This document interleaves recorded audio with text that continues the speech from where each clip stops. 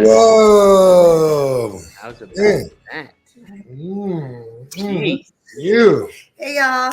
Hey, I love guys. that song, dude. I love that song. Yeah. So I would like to hear what the 17 strong and growing. That's it.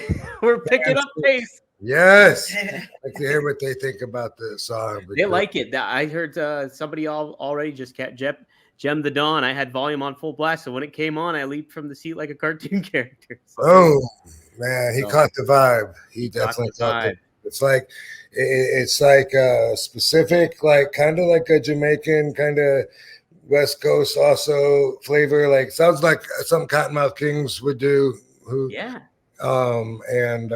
Makes me feel like I'm in Jamaica on the beach, having locals tell me that they have the chronic when it's really ragweed.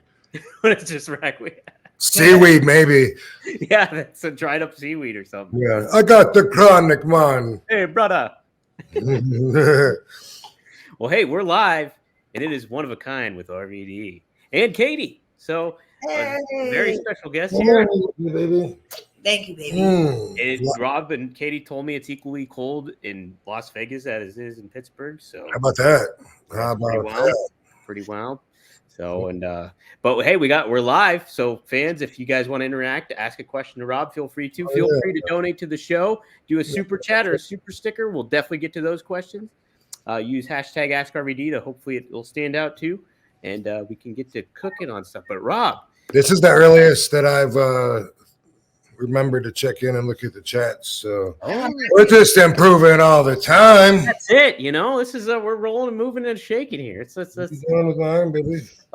learning as we go here. Am I being detained? Well, Rob, so somebody broke a record this week, huh? How about that? Dude, yeah, man.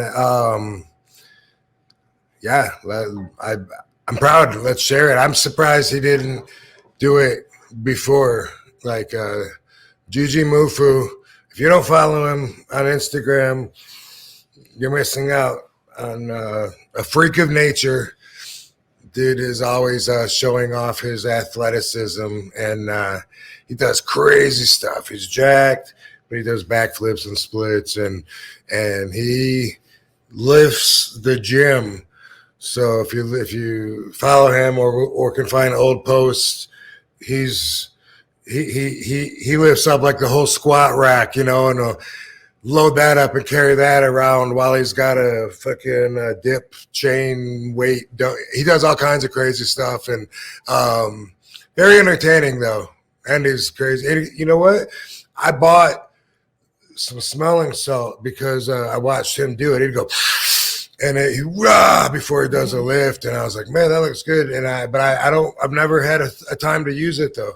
Like I have it, and I've had it for the longest time, and I still want to try it.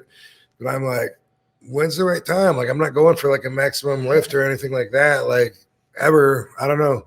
Yeah. But sometime I'll use it though. But yeah, that's him.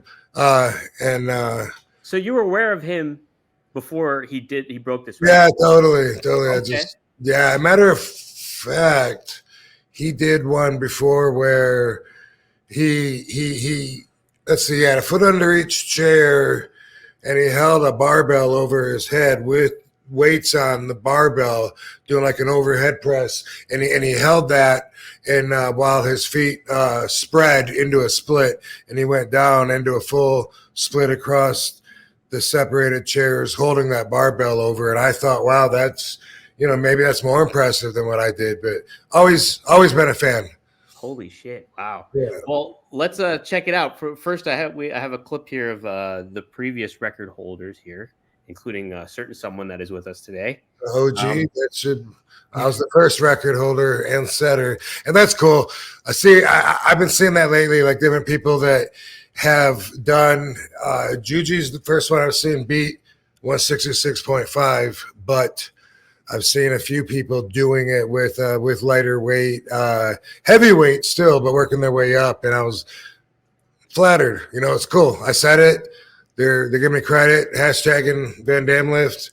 It's really cool, you know, because I was inspired, obviously, by seeing the man himself, Jean-Claude, doing the split in all his movies. In Bloodsport, it was across a couple of chairs. In King of the Kickboxers, he got it in there by being tied to some trees.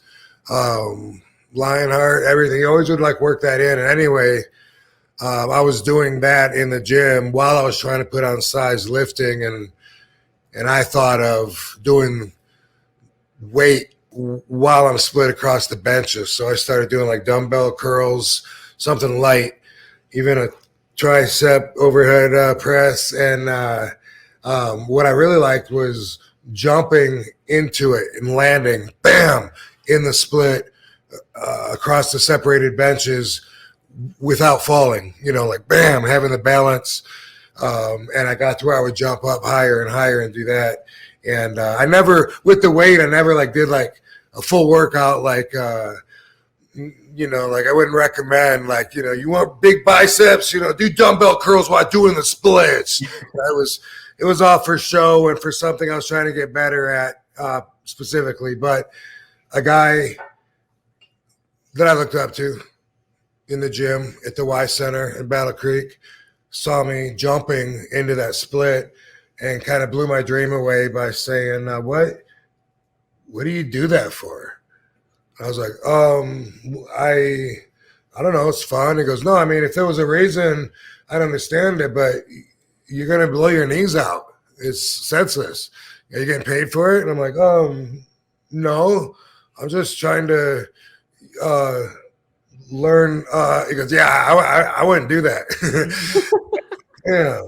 Man, I guess, he's right. I don't want to blow my knees out. That would suck. All athletes that I know that are older blow their knees out. I don't want to go down that route, So anyway, as I was putting on size and lifting weights, I used to power lift, not competing, but that's how I first started lifting weights. That's how I got taught, was power lifting. So it was all about moving the heavy weight.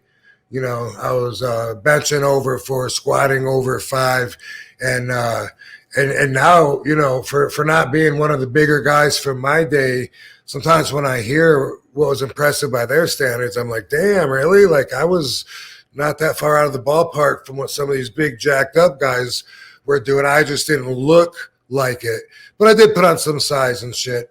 And so when I did the Van Damme lift, I was showing off for a picture, doing the split, holding a dumbbell up and posing, 110-pound dumbbell. And then it was a 135-pound dumbbell at the Gold's Gym in Savannah when I was older. Not still a kid at the Y Center, but this was probably 96-ish, 95. And anyway, then everybody saw an ECW with the officials around me. I'm not saying Juji didn't have the official, so it doesn't count. So it might not be official. Quite possible, though, since the officials weren't around him, it might not count in the record books because they did have to measure everything, weigh everything. And as a matter of fact, the first attempt that I did was a failure. A lot of people don't know this, but in my outtakes, what sucks is there was a local wrestling team from Valley Forge, I believe, or Pigeon Forge. Valley Forge Fitness Center is where I was, and the wrestling team from the local high school, they were all there to watch me do this. And so while we were filming my first attempt, they were all behind me, and I was like, now when I lift this up, and the officials said, my hand had to be at least as high as my navel. Maybe I had to clear my navel, I think, in order to boom, as far as lifting up. And I had a weight belt on, and as Juji found out, the dumbbells aren't really made for doing this. But my first attempt, I said, okay, when I get it up there, because I'd never done more than 135, but I just knew I could. I didn't doubt it. I was like, when I get this 166.5 up, it'd be cool for the camera if everybody was chanting RVD, RVD, and they're like, yeah, let's do it, RVD. Everybody was all fired up. Fonz's like, yeah, daddy, let's do it. All right, let's go. Blowing his whistle, RVD. All right, cool, let's try it. So, all right, cool, ready? Boom, I'm RVD, blah, blah, blah. Watch this shit. And I'm lifting it up, and then it got stuck on my weight belt. The top dumbbell got stuck, or maybe it was the bottom dumbbell. Either way, it was stuck, and I couldn't lift it. And I only had like 2 inches to go, but I was like, and the more I pulled, the more energy I was wasting, but it wasn't going anywhere. It was stuck on my weight belt. I dropped it. There was no RVD chant. It was just failure. It was like, oh, I had to, de-split myself. And the team had to get on the bus and leave. They were going to a meet, somewhere. And so I missed that opportunity. And then what I had to do was make my own dumbbell by putting all the heavier weights on one side of the dumbbell, and then the lighter weights, the smaller weights on the top side, so that the top side would clear my belt, I guess, and then the bottom side, I guess if it was stuck, I still got my hand high enough. There was a lot into it, and if you look at the Christmas tree shaped dumbbell in the OG record setting, that's something you'd have to have a really trained eye for, I would imagine, but that's a true story behind it. So the second attempt, boom, I got it. The judges were like, up, and gave me a signal to go ahead and drop it. And I missed that part of Juji's. But anyway, he said he had 80. Yeah, 150-pound dumbbell, and then he taped, I guess, 3 10-pound plates to it with duct tape or something. So. Oh, shit. Well, now, Rob, did you ever figure out, though, if it was doing the lift itself with the dumbbell, does it end up kind of being beneficial for you, or were you more still concerned about your knees when you would do it? I think it's more of a show-off thing in general, but, I mean, there's proof of people that really push themselves, and they're freaks. If they're not already genetically contortionists, there's a lot of people that you can see that go way past a split, and the body goes way down and the legs go way up and it looks freaky. Yeah. And I imagine they must have got that way from really pushing themselves, unless they could just always do that, like I said, and they're just a genetic freak. But I do think if that was someone's goal, then if you keep at it, then I do believe you could go past the normal standards, just like National Geographic magazine. I learned about in the African tribes how they would put all these rings on their neck just to stretch their neck. And if you do it enough and they wear it long enough, guess what? You are a giraffe. So the physical body will adapt. If you want to maybe take a nap in the Van Damme lift split position and see how you are waking up. Yeah. Corset, like even back in the day, tightening the corset so much and the waist being so small. Like waist training. If you do that today, the consistency, your body will just adapt to it. So I got to move. So it wasn't just for holding it for the minute, but also training your body, huh? Yeah. That's okay. You can leave that on the ground. Okay. Well, we have the video here too. Put that on something I needed. Ooh. My beverage. Yeah. You got you got the video of me doing it? I got the video happening. Yeah. Let me put up the share screen again real quick. All right. Now these are like the top 3 people before Juju did it here. So let's share this out here. I'll pull this up and hit play. I love you. I love you. Yeah. All right.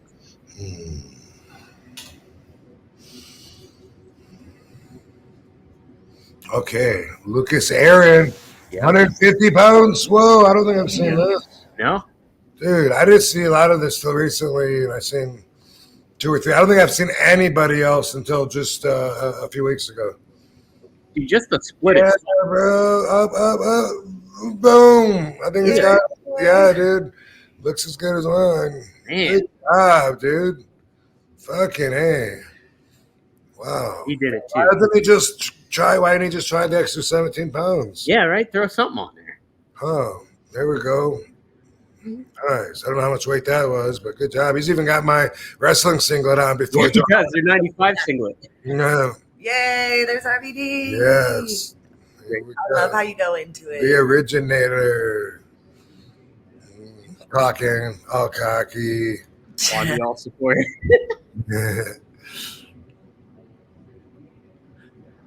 I thought you were doing it one-handed at first when I saw it. Right. Obviously, I'm very comfortable in that position, just chilling. Yeah, yours goes deep as well. You can't really. Wait, is that no? That is the 166. Okay, yeah, you can't really tell. Like I said, the dumbbells on one side are the smaller plates, but you can't really tell. I guess. I think that might be the first time, possibly, that I called myself the whole show. Oh, really? Wait, is he gonna do it? No, I thought so too, but it's just the end of it. He didn't say nothing. What did he say? Oh, they just put a clip of him in it. Yeah, just say he approved. I wish he said something about it, man. I love that guy. That guy was so cool when I was there. Meet him? Yeah, when I did the draft picks. Oh. Remember we recorded something where I come out of my office. Yeah, that's what had the card upside down. You had the card upside down. You're like, he was in it, yeah. But yeah, I thought he was a really likable dude and answered questions I was asking him about peptides and stuff that I was just learning about. And yeah, and plus when I see him play the guitar to the dude coming out, I loved how committed he was to it. Oh yeah, he was definitely committed. It'll be very interesting to see where he lands because he's a free agent now. He got released, and so he's such a talent. Like, he's gonna land. Yeah. That's something that they all got to learn, though. They're all like, I thought everything was going fine, and they just told me the next 6 months what we were going to do. I don't know what. They all got to learn that that's how the industry is. Like, it always has been the whole time I've been in it. And so I just tell people, don't really believe and commit to the idea that everything that they're telling you is going to happen the way they said it's going to happen, because it's probably not. Well, Katie, has that ever happened to you too? Like where you had some expectations and then they all kind of kind of dissipated in it, and from a wrestling perspective?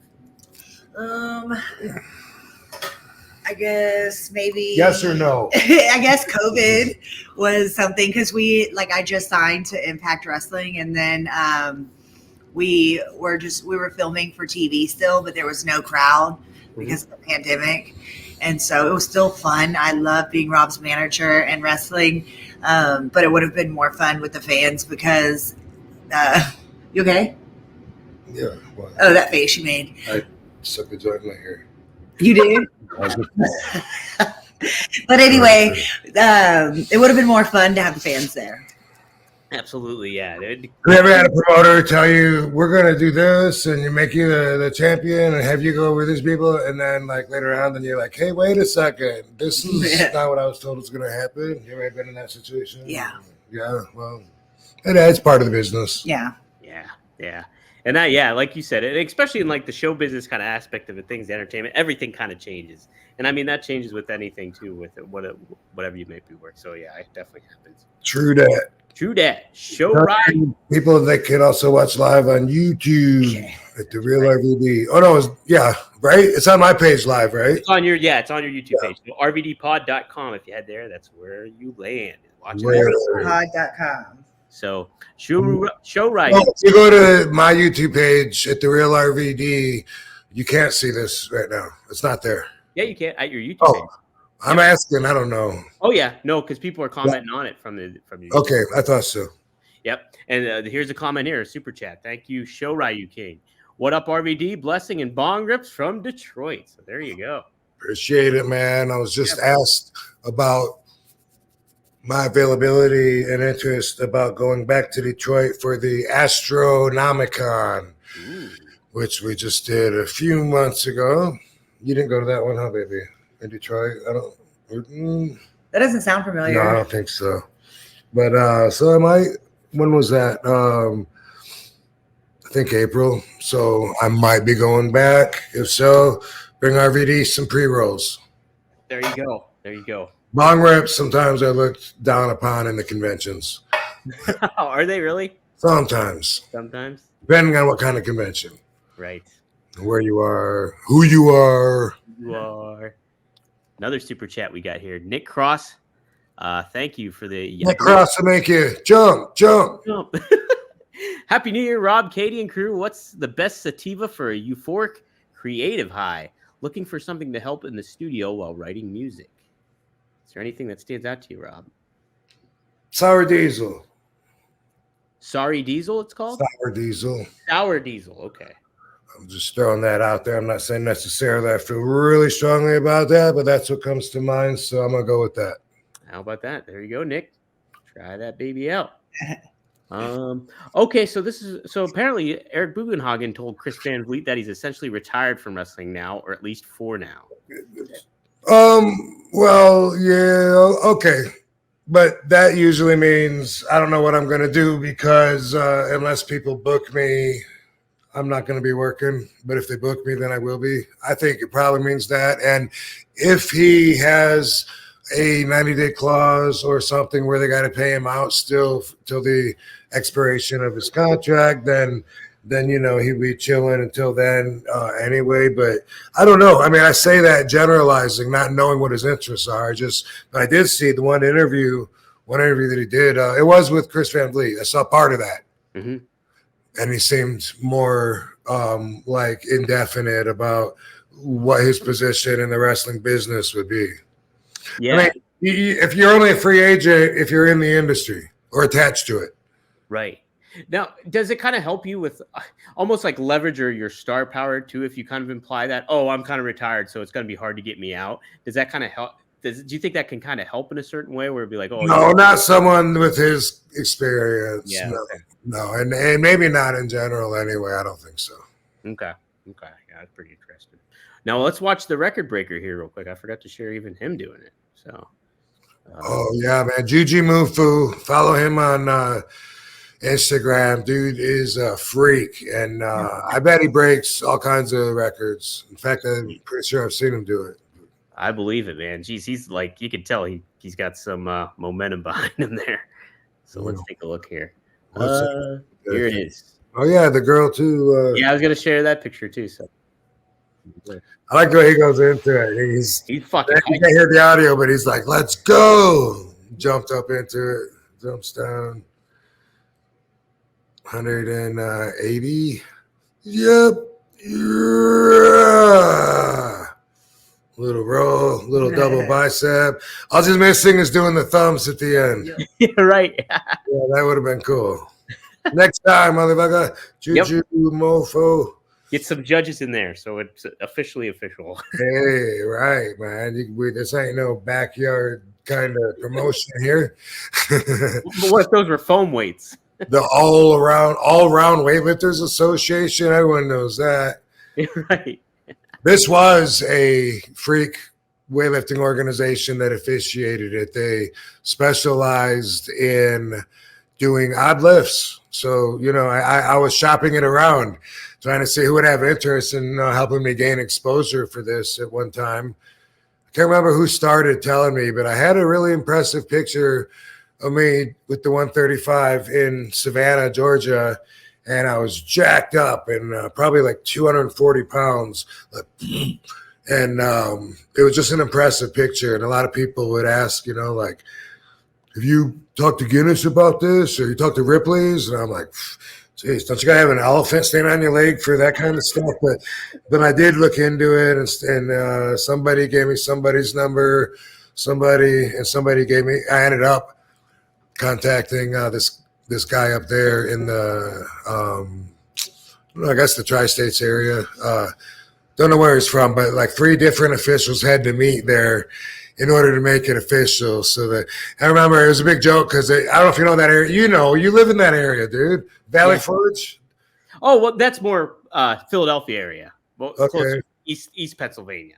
I'm Pittsburgh, so West Pennsylvania. Oh, okay. Because so one thing that was funny, I was telling Sabu about it after I talked to the guy on the phone, the official. I wish I could remember his name right now, but it's been a while and I haven't said it or read it or anything. But anyway, the guy said he was going to get 2 other officials. He just had to, because we had to schedule this and coordinate it, make sure they're available. And he says, I got a guy coming down from Lebanon. And I was so excited. And I was telling Sabu, like, yeah, man, one of the guys is coming all the way from Lebanon.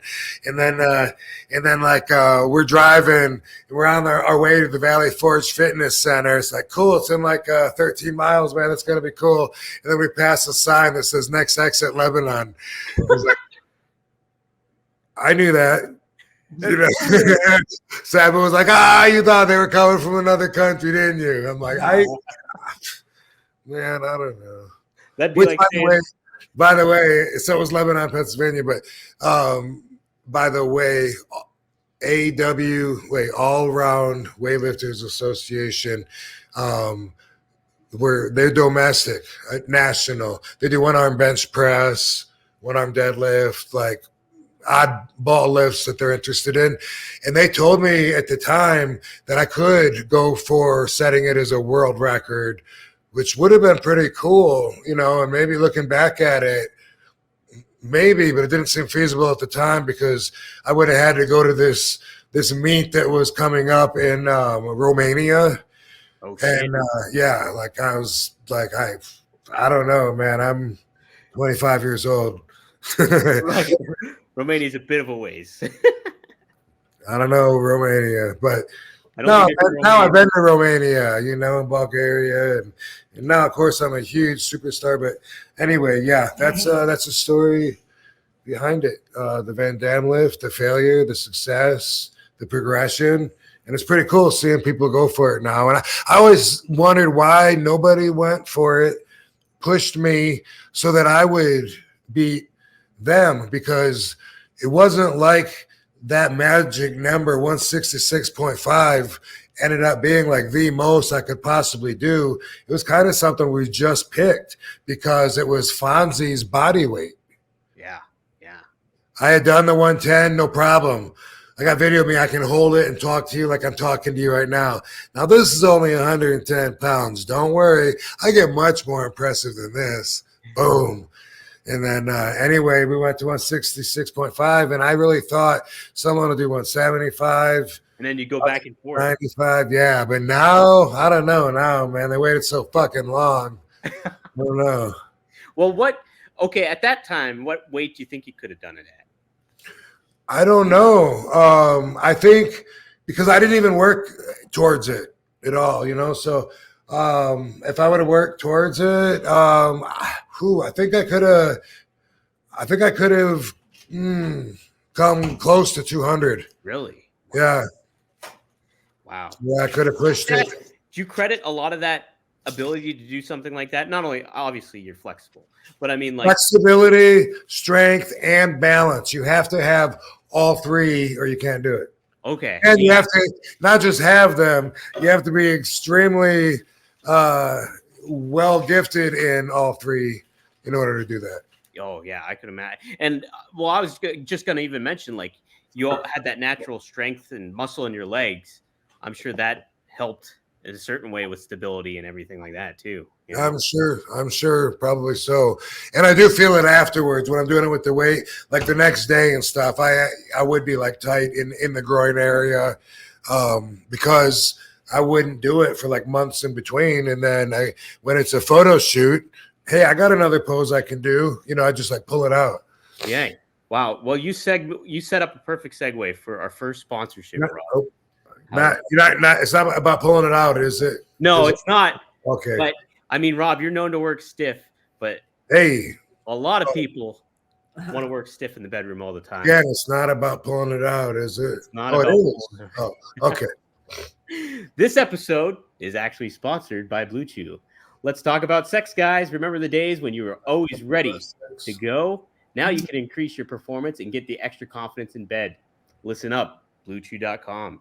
Blue Chew is a unique online service that delivers the same active ingredients as Viagra, Cialis, and Levitra, but in chewable tablets as a fraction of the cost.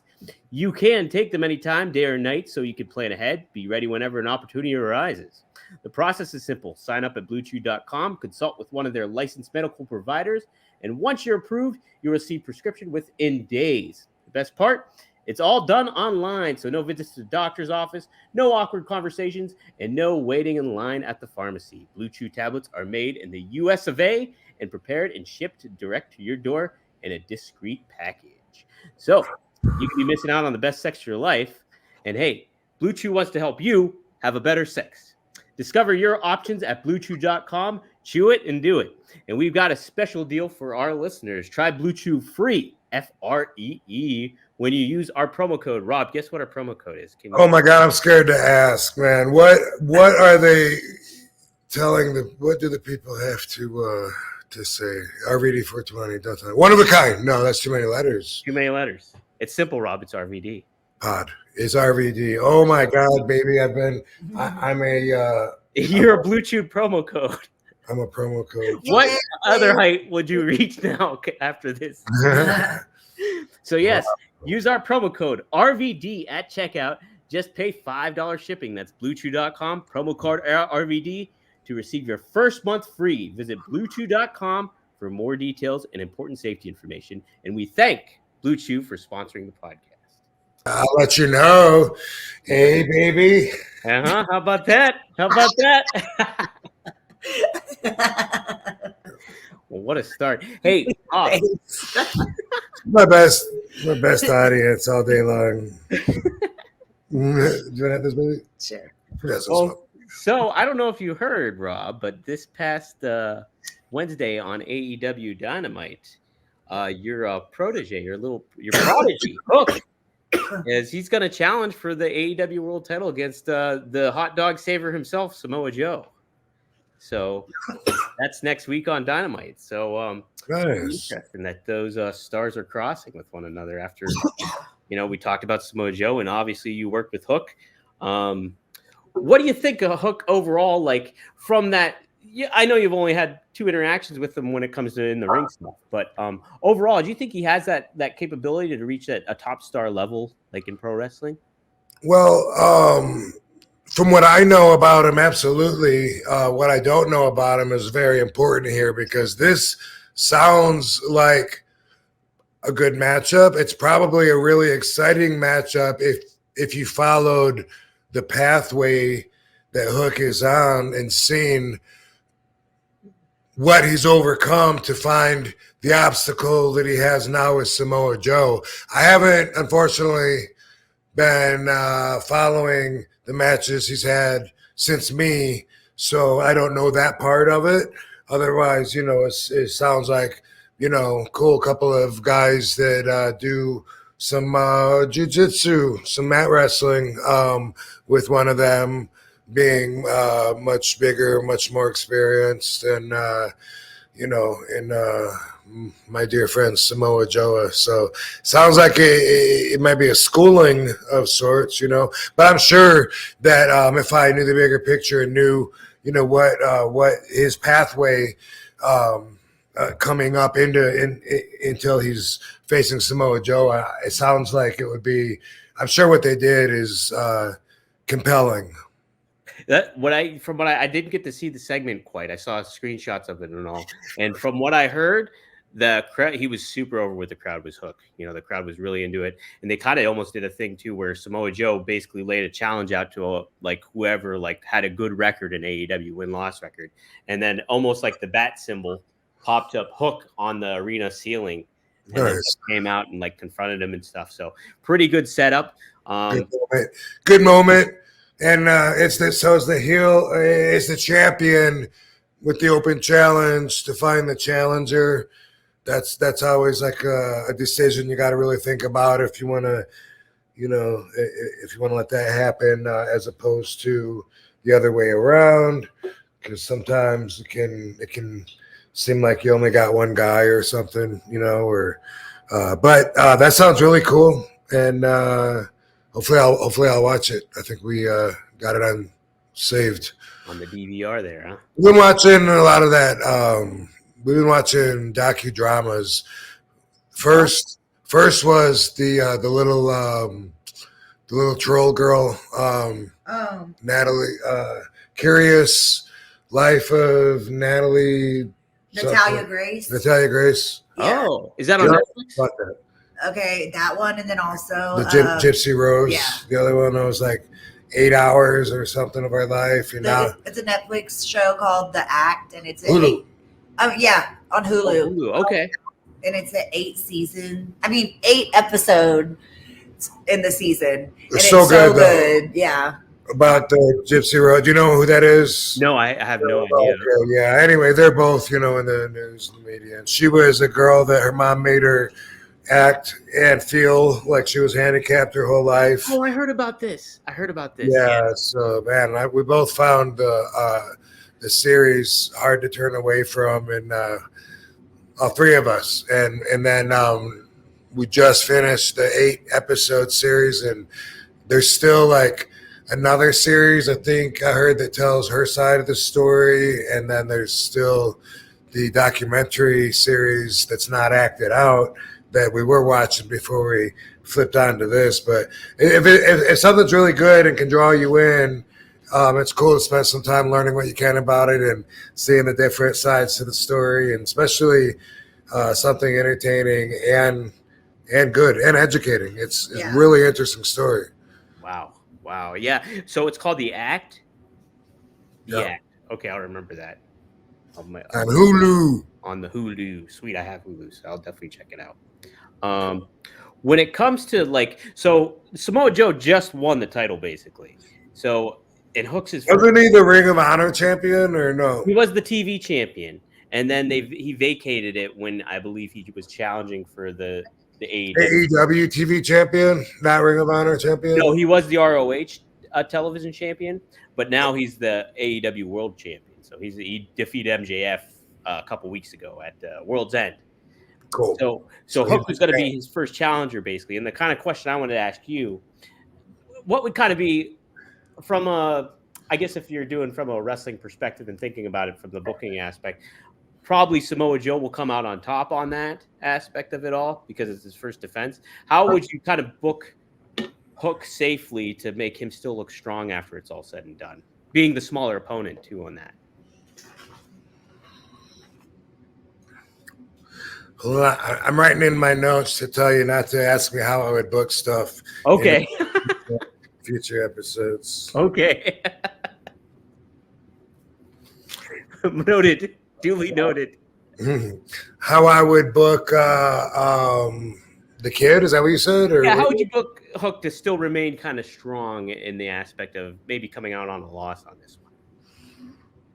Man, those two could have a stellar match, regardless of the finish, that could really build and should really build Hook's position, his status. He should be able to. I mean, if they have like a really great match where they earn, it's cool when two people go at it and they earn each other's respect. But also, first off, you got to earn the crowd's respect. And when you can do them both, that's sometimes like a really special moment. And I could totally see that happening with these two guys. I could see Samoa liking Hook, and maybe, who knows, maybe let's take him under his wing or something. I don't know. I like that because, Rob, I guess they positioned Samoa Joe, too, not as a heel necessarily, and he wasn't considered necessarily a babyface either. He was just Samoa Joe at this juncture. So it's not like he would be compromising who he was as a heel if he was doing something like that. So it could totally make sense to have that happen, actually, and in a respect kind of way. So I like that a lot. So where's the belt? Is it in the other room? Oh, yeah. You want me to get it? Yeah. Oh. All right. We have a couple super chats here, too. We've already talked about this, Orlando, but I'll pop it up here. Orlando Herrera asked, and thanks for the $5. He said, "Hey, Rob, what was your involvement with the 5-Star Comics?"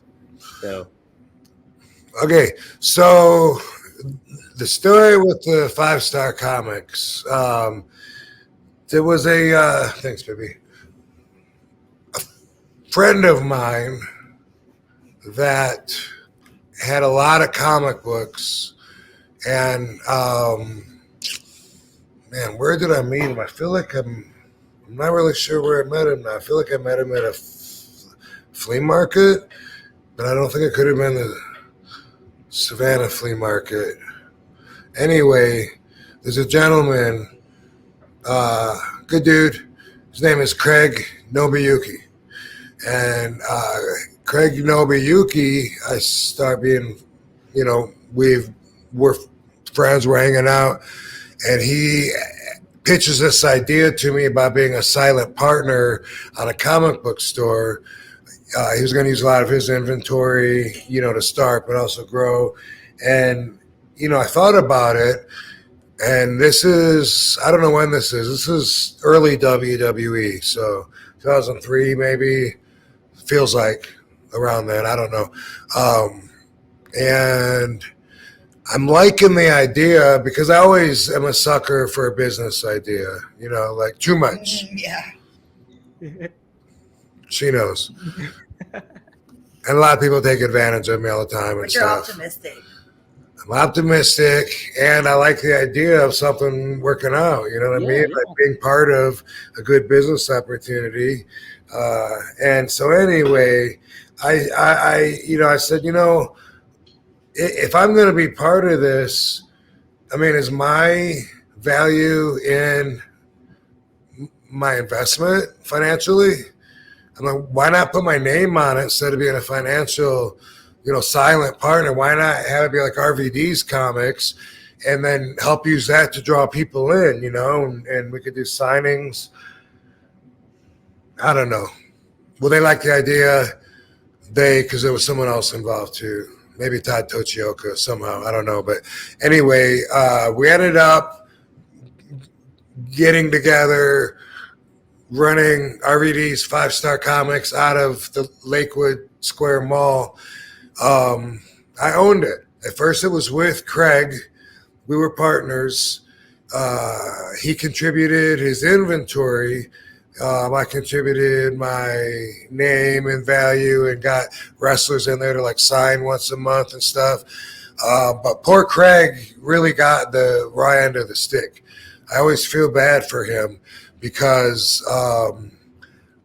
my team, in other words, my accountant, business manager, those kind of people that are looking out for my best interests, wanted to make sure everything was done exactly by the book and that we had an inventory done on every single comic before it came in and the value of what that was and put that up against the value of whatever else there was. But anyway, in the long run, he ended up getting screwed out of the whole deal and had to walk away from his inventory.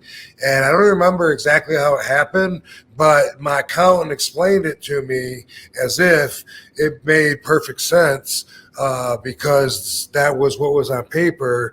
And I've never even talked to him about it since then. I always felt bad. I ended up with one picture in a frame of his of some princess. And he always wanted that back, and I was like, cool, yeah, I'll send it back to you or we'll meet somewhere. Never did.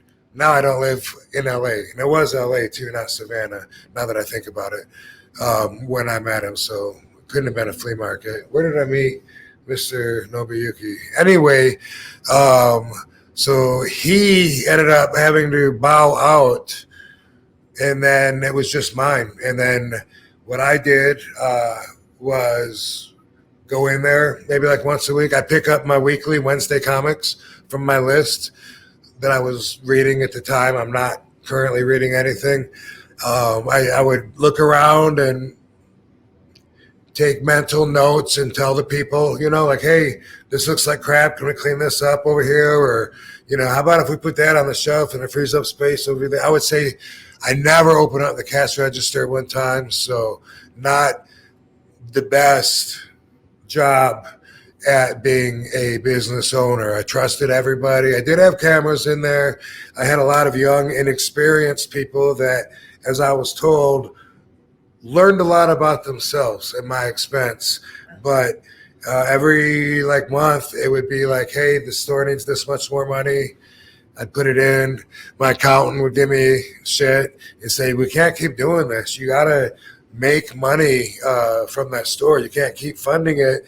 You're just going down this rabbit hole. And I'd be like, yeah. And anyway, it lasted about 3 years. And then I did just stop funding it, closed everything up, and then learned a lot more about some of what was really going on when I wasn't there. And I'm sure there's a ton of stuff that I would never will learn about because I was very trusting and to my detriment, So that's what happened? I had it at the Lakewood Mall for a year, and the rental agreement was set up there in a progressive direction where the longer I'm there, the more it'll go up. They give you a starting rate, expect your business to pick up, and then they kept wanting to raise the rent. And I moved it to something that was less expensive, but it was out in Lomita on PCH, close to my house. I lived up on the hill there, so it was close, but it was kind of hidden. I kept trying to put a sign up on the roof and trying to draw attention to it because it was easy to pass by and not notice. But it lasted there maybe another couple of years. We kept doing the signings like once a month. Lots of good memories for the people that were able to make it. Lots of wrestlers that I'll always be grateful for. For instance, because I was starting out, what I was doing with the wrestlers, they would sign and I was splitting the money with them. I was doing 50-50, which they didn't really necessarily know when they were there. They were, all right, cool, thanks, whatever. Batista, and I didn't know, we were that good of friends. Yeah, this was way before Wrong Side of Town. Mm-hmm. He did the signing there, drew the biggest sign we ever had, and then said, just keep it, good luck with the business. No shit. So that I'll never forget. You know what I mean? Like, he's cool forever in my book. So he doesn't even probably, I don't even know if he remembers that, but I'm sure he doesn't know that it means that much to me because I never talk about it. But yeah, stuff like that. But we had everybody though. Benoit was there, but Kane, Trish, Lita, Tajiri, Booker T. I have a picture collage of all the photos of everybody that was at my store, Hurricane, Tajiri, either location. And so I owned it, and I took I financed it, and I took the financial hit. Wow. Yeah, it's kind of a shame too, because like a lot of times comic book shops, there's such a passion behind it too, that like if you get the workers that care about it and everything like that, that can really grow into a kind of good business. It does depend on location a lot too. I mean, like that's sure. Like I said, I never even opened up the cash register. Like I trusted everybody like way too much. There were a lot of times over ordering, and so I was trying to get to the bottom of that. But besides that, I really should have been on it a lot more than that. I was busy on the road with WWE at the time.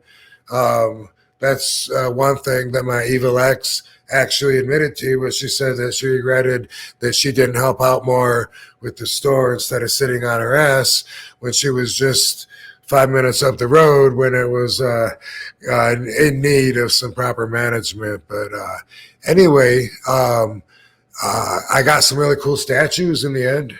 Hey, that's good. Yeah. Nice. There you go. Ghost Rider ones? Yes. Some. I got, I don't have any of it probably anymore, but yeah, I mean, basically had a lot of merchandise, eBayed whatever we could, boom, boom, boom, lesson learned. Yeah. Katie, has there been any business ventures that you kind of went down that you weren't, that kind of didn't work out, or you kind of had issues with or anything? I'm way more skeptical to things than Rob is. Mm-hmm. So I'm normally, if anyone comes to me with business ideas from the beginning, I'm just like, no, I don't want any part of this, because I've been taken advantage of in so many ways in my life to where I just don't even like the gamble. I don't even like the risk of it. Right. And like the time and investment that goes into it, I'm sure is like another aspect where it's like, that's, I'm with you on that, but I also feel the optimism too. So I'm like in between a lot of the ways. But yeah, it's hard to sell her on something, when it's a risk or a gamble. Even, if I'm excited about it sometimes, but it's all good though. It's good balance. It's good to have that. The skepticism is always good. Yeah. Optimism is good too. So yeah. So there you go. We both learn from it, right? Yeah, Yeah. right. Mm-hmm. Yep. That's what makes opposites attract. It happens. Yeah. Yeah. Like a yin yang. Yeah. Exactly. Okay, Rob, here's a question, and feel free to answer it however you want to. But Mr. Whisper donated $5. He's like, Rob, any thoughts on the Jericho controversy? Look, RVD wife is hot. Thank you. That's you, Thanks, y'all. Aw, I appreciate the positivity. super hot. Thank you. I'm trying to find that one.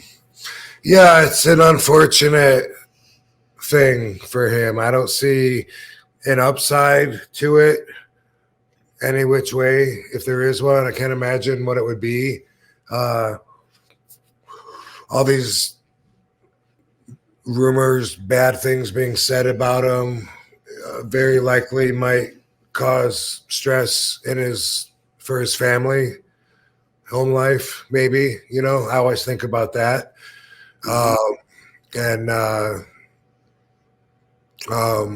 It's something that I kind of feel like might just blow over, because it kind of seems like it has. Like, it seems like in a day or two, it seemed like, oh my God, wait till all these, you know, like there's a lot of pots that are simmering, you know, like they're about to, but then it seemed like, oh, I guess maybe not. So I don't know, you know, maybe the stress, drama, and eruption of the wrestling industry will be minimal. I don't know.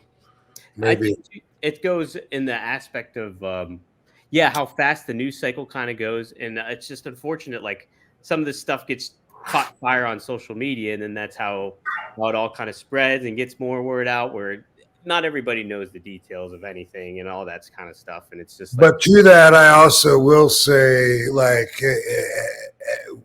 we all know that we live in that world. So right. Our actions are ours to make, and we make our actions knowing that we live in the world of social media.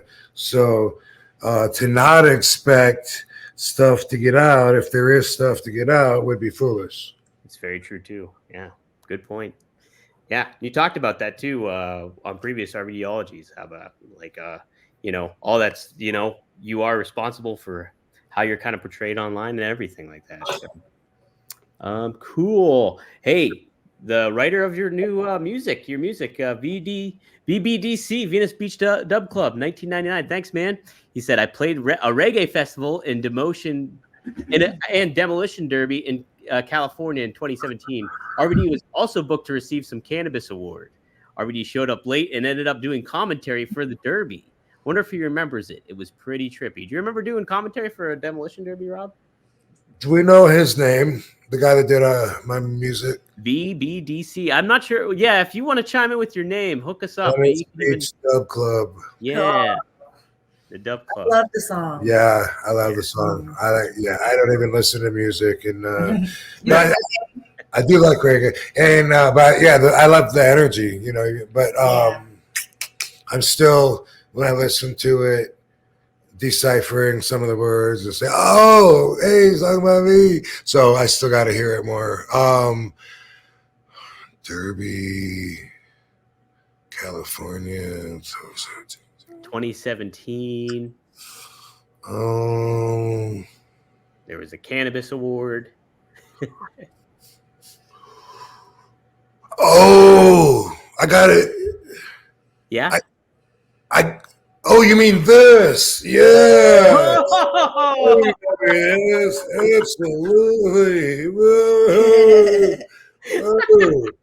Oh, speaking of awards, check this out, dude.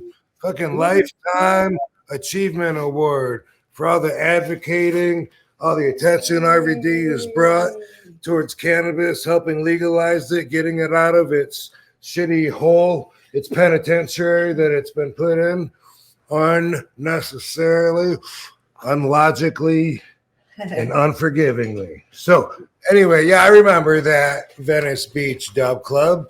Matter of fact, my good friend Medicinal Mike, Medicinal Mike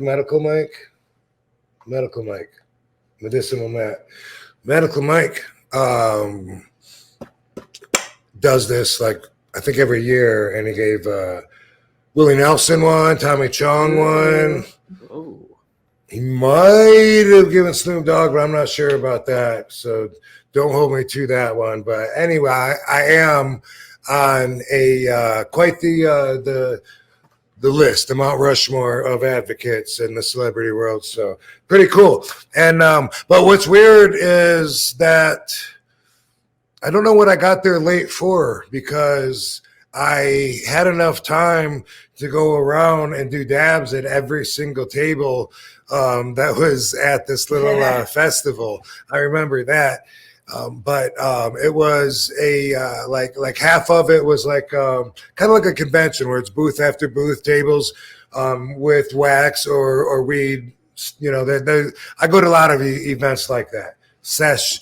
It's called a secret sesh, but this one was a secret. That was part of it, and it was on a demolition track. So part of it was going and sitting in the bleachers and watching these cars wreck into each other.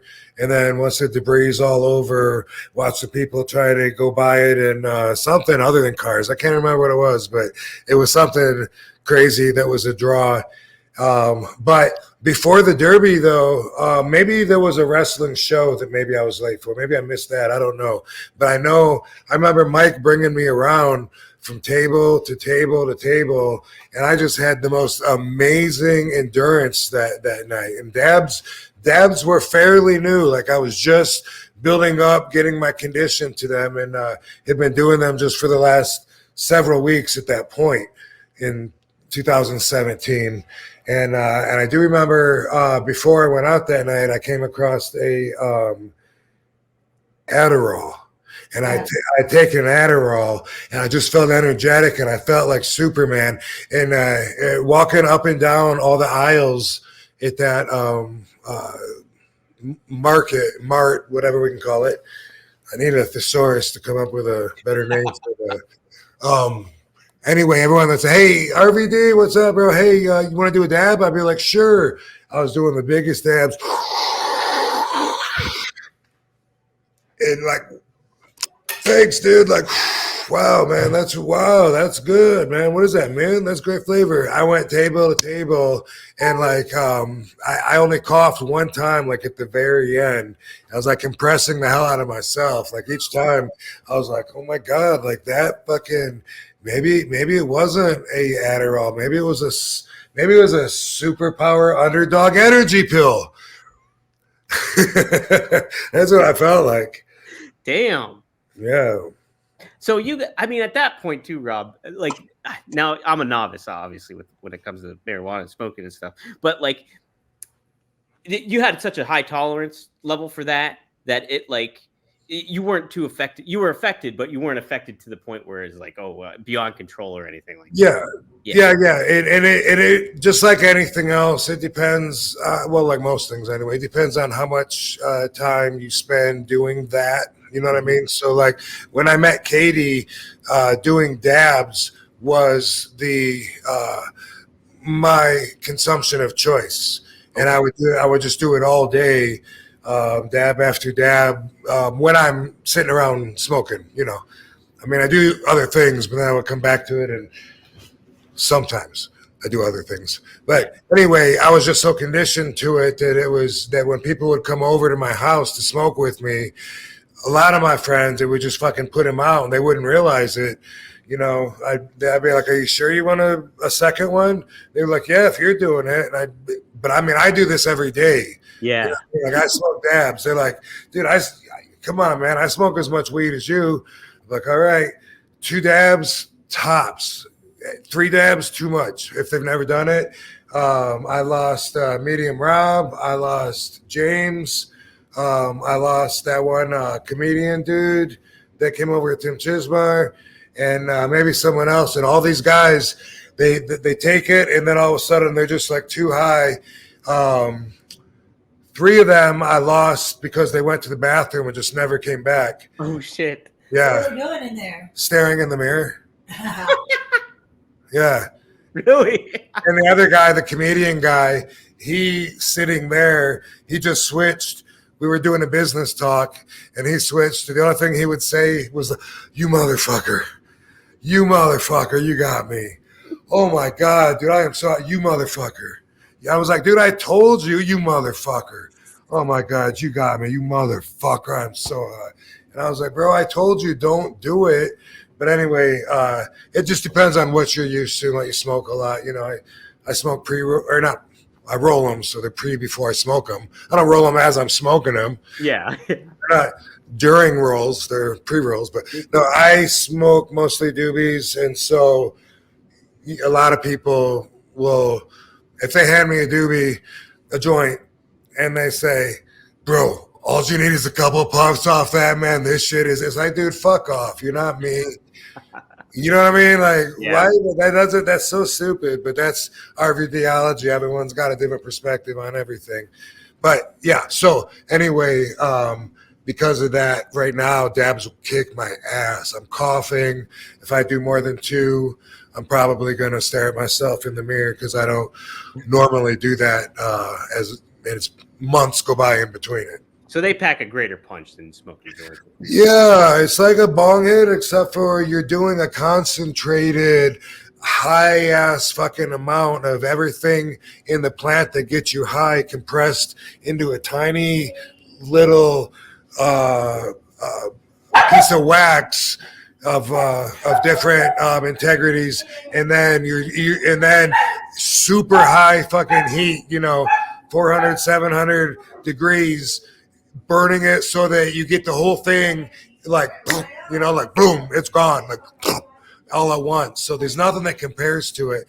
There's guys that we know, like on Instagram. I haven't seen them post in a while, but you see them all the time at the Secret Sesh, which is one of these conventions that was every week in LA. Maybe it's still there. These guys were super cool. Used to sometimes get some product from them. Hi, D. Hi, Robbie. And anyway, I was just telling Dee this story yesterday, actually. Oh, were you? Yeah, I remember that because she was asking about dabs because I was like, man, I got to pull the dabber out. And it's been so long. But these motherfuckers, like I'm saying, you get like a little ball, a tiny little ball of wax, and it's like so concentrated. It's got like all the wax, it doesn't have the terpenes and everything, but it's got like all the crystals anyway.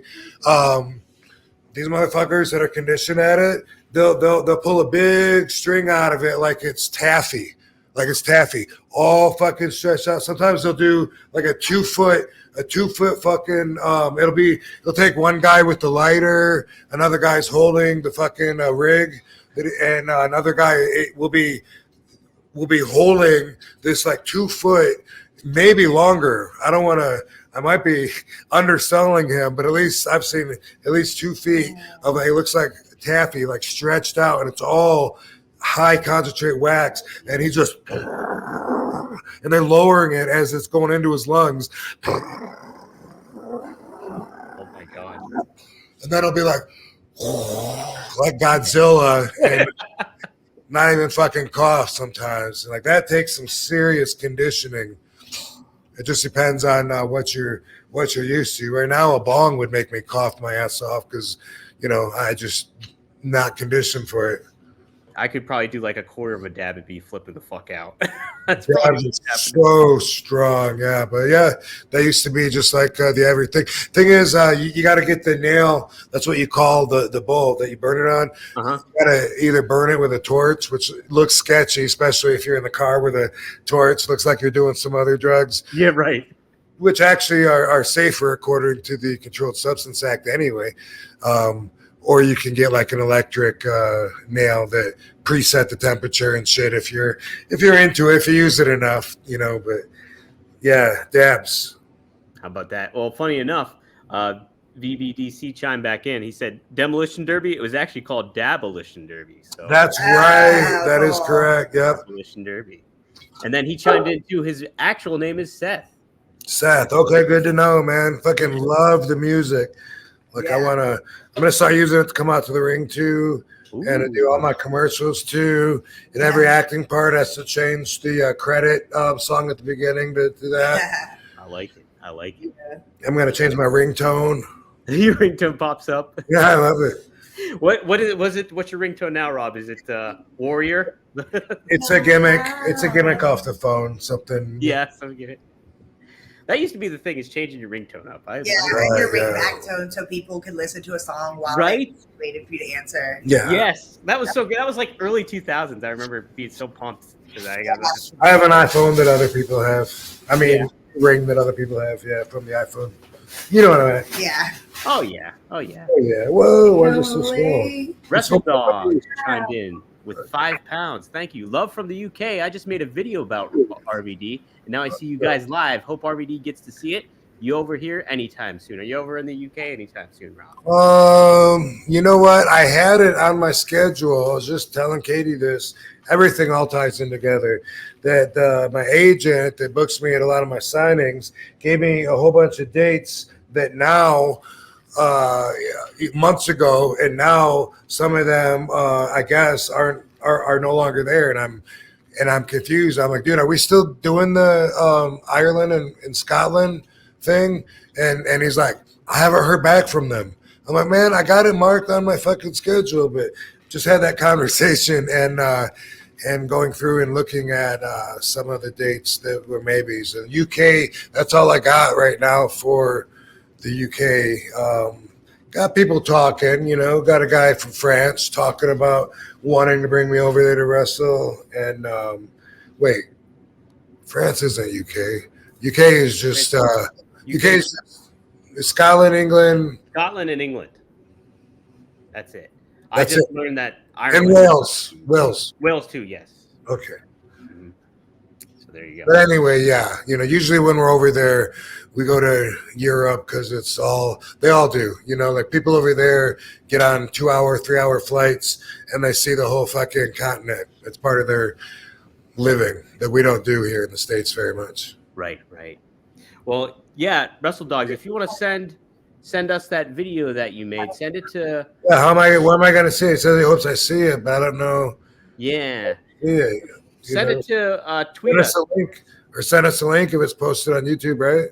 Yeah, don't put it on the comments on YouTube actually though, but send it to the Twitter at RVD Pod. And you don't want anyone else to see it?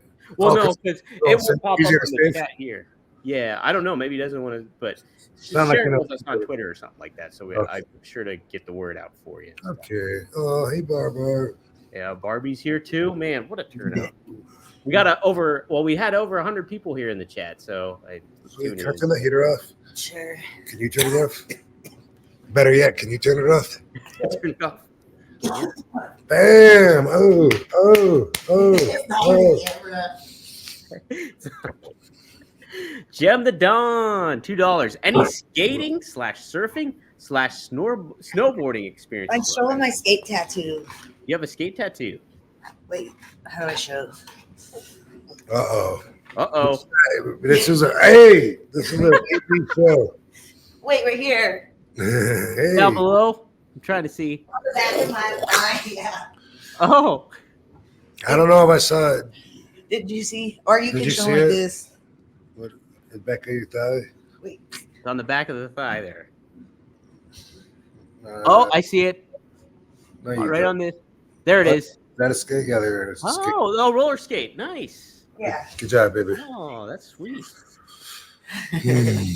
Rob, I don't. Let me see. I mean, skating. No. Did you skate as a kid? As a kid, just like everybody, we would roller skate, and I hated as a kid that when there'd be couples skating, I hated the pressure, because I felt left out because I didn't, have a girl to skate with, and so everyone else would couple skate. I'd be like, maybe I should ask that, that girl from school. She seems like she kind of likes me, and and they go up there, but then someone else, grabs her first. I'm like, oh man, forget it, and just be like sad. And then pretty soon, waiting for the DJ, and pretty soon she'll go, I'll skate. And then we go, yeah. Me and Dango used to, we would play roller derby, which Katie is training for right now. Really? You're training for roller derby? Yeah. No way. That's how I met Danette. Really? They might not know her as Danette. Yeah, that's where I met D. No way. I didn't know you were doing that. Yeah. I was on the news doing it too. Really? Yep. But me and Dango would do that, try to get away from each other, find each other, and elbow each other really hard, and we were just goof offs. So we would do shit like that, and other friends that would go there with us too. Usually, me and Dango were the goofy ones, that would be elbowing everybody, but they would be our targets too. We had a couple of friends that would usually just laugh at all the stupid shit that me and Dango did, like Brian Livingood and Rob Smith and some of those guys. I miss them, man. They're good guys. And, they're good people, damn it. We got good people here. And one of my favorite things I used to like doing was when I would see somebody ahead of me while I'm doing laps, somebody that I know a target, was to time it so that I would get up and get like right behind them. I'd skate fast to get up right behind them and put my hands on their hips, like right before we're coming to the corner, and wham it and push them hard as I could so that they would fly into the wall and miss their turn and go smack. So just a lot of chaos. Yeah, that's the most. That was my agenda when I went skating. I never quite got the double skate, I'm afraid. And of course there was the vending machines. I like those. Those are nice. Yeah. Snowboarding, no. But I did slide down. I sledded as a kid a lot, plastic sleds, a little bit of tobogganing. And there was a big hill right by where I lived. So it was like right there, half a block away. So I would walk to there. Had a lot of fun. That was like an everyday thing in certain seasons. Used to build ramps and then go up there with water and make it solid ice and stuff like that. I remember pouring ice out in the road in front of my house, or water in front of the house, because I thought if I made the roads icy, maybe they would cancel school. Yeah. Just your block you tried to cover at least? Yeah, because sometimes school would get canceled. Yeah, right. Sometimes it was because of icy roads, and I don't know. I don't know. I guess I thought the tester was going to come right by in front of my driveway. I don't know. Oh, I got to cancel school. The street's done. You really have the bigger picture in mind yet, I guess. But right. bucket of water. Please, God, please. Rob, did you ever do hockey at all? Or did anybody try to recruit you for hockey? No. Just a little, that was one of the strangely required things that you got to go through in phys ed class up there. I don't know if that's everywhere or. No, it's not. Okay, so yeah, just like, we would do soccer and baseball and football. Hockey was one of those things where you had to play for so many weeks out of a semester during gym class. I don't even know if they make you do any of that anymore, because it doesn't seem like they should. And I've said that before too, that the whole idea seems weird. Like, why did I have to have a taste of so many different other people's lives that I will never ever use, And whether it's easy to look at like algebra and say, I'm never going to use that. But when you think of everything, like, why do people that aren't athletes, why do they got to go through football and soccer and baseball? And I mean, they're going to be an accountant sitting behind a desk. I just don't know. Why did I have to go through music class and choir class? I hated that. That was so embarrassing. Oh my God, it's traumatizing as a kid. If you're shy and they're trying to make you sing alone, Did you ever have to do a solo, Rob? Did you ever have I mean, yeah. Now I don't think like in front of a lot of people, but in class, everybody did. You would do one-offs, go down the line one by one, and it's like, hey, everyone else has to do it. You do it. Why? Why that pressure for a fucking kid? I don't know. Why do I mean, I could use some of that room in my head right now if I could free it up instead of knowing the words to "Don't you step on my blue suede shoes." Right. I don't need to know that shit. Let my mind take up some better real estate with that than that. Yes. Right? Jeez. But I hated that stuff. Some kids were good at it.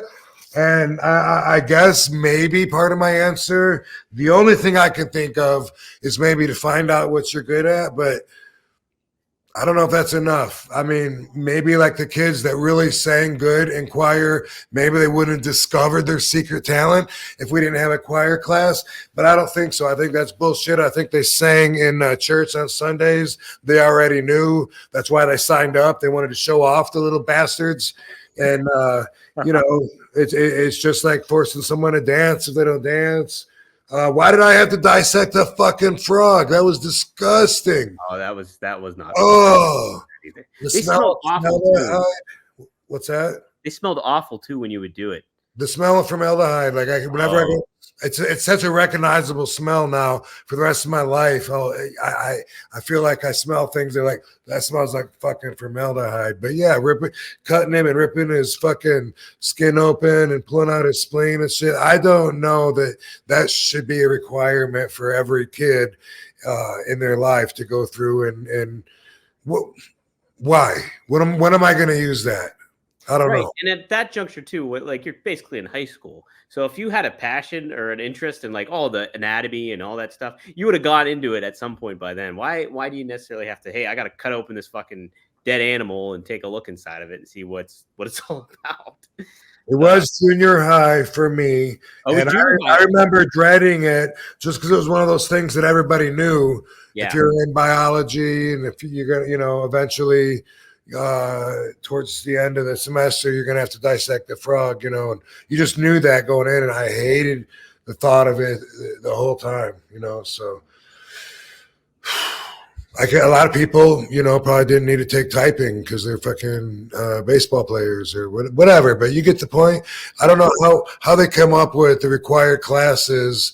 And I guess, like I said, if the meaning in the answer isn't just to give them all a taste of something to see what they're drawn to, what they have an affinity towards, what they like, what they are going to possibly want to do. If that's not the answer, then I don't know what is. And if that is the answer, why do we got to spend so long on it that I got to learn all the rules to hockey or else I'm going to flunk? You know what I mean? Like, right.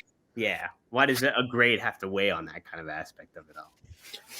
Orlando chimed in. He said they have virtual frogs now. So I don't know if you just do it over an iPad. That sounds way better, you know? Yeah, man. That's why did they do that back then in '87? For me, I don't know. Right. Well, you had Frogger though, so yeah. Frogger was a fun one. That was always a challenging one. Were you good at Frogger? How about that? Pretty decent. Not. That wasn't one of my games that I could last for an hour and just crush it. You know, once it was like really, really, I got pretty good. I had the home game version on my Atari 2600, so I got to where I could get you know, pretty far. That was fun. I like that game. I might download it on my phone. All right. We'll close it out with this final wrestling topic here, and then we'll do some RVDology if you have one, Rob. So also on Dynamite this week, it was kind of revealed that Sting's final match, he'll be teaming with Darby Allin, it seems, against the Young Bucks as his final match at AEW Revolution. So Darby's final match? Sting's final match. Oh, okay. Yeah, and then Darby will be tagging with him, though. Seems like a pretty good match to have as a final thing because a lot of like the Young Bucks know how to work, obviously, and Darby can take bumps like crazy. So, yeah, I think it just complements Sting very well and gives him a pretty good send off overall, I would think. Yeah. When is it? March 3rd. So in Greensboro, North Carolina. So Ric Flair will be in his corner and all that stuff.